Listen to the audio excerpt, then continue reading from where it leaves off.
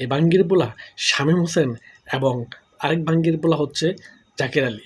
এই দুইটাকে নির্বাচকরা কী খেয়ে তাদেরকে মানে দলের সুযোগ দেয় এটা আমার বুঝে আসে না। শামীম হোসেন এবং জাকের আলী এই দুইটারে কেন দলে রাখলো আমি বুঝলাম না। দুইটার কী পারফরমেন্সের উপর ভিত্তি করে দলে রাখা হইলো এবং সেই সাথে জাকির আলীকে ক্যাপ্টেন করা হয়েছে টি-20-তে কেন? কেন? তাদের পারফরমেন্স দেখেন, যখনই জাকির আলীকে ক্যাপ্টেন দেওয়া হয়েছে সে লর্ড বনে গিয়েছে। সে পুরা এশিয়া কাপে তার পারফরমেন্স দেখেন।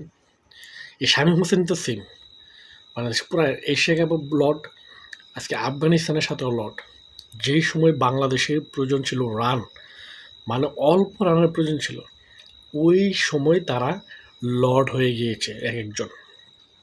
মানে ইজি একটা ম্যাচ, উইন ম্যাচ তারা কঠিন বানিয়ে ফেলছে।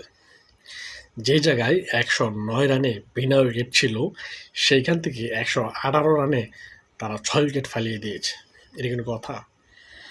এবং শেষে যদি নুরুল হাসান সোহান এবং রিশাদ হোসেন ধরে না খেলতো, তাহলে বাংলাদেশ আজকে এই ম্যাচটি হারতো। তবে নুরুল হাসান সোহানকে আজকে স্যালুট দিতেই হয়, কারণ তার বুদ্ধিদীপ্তি ব্যাটিং মানে বাংলাদেশকে জিতিয়েছে।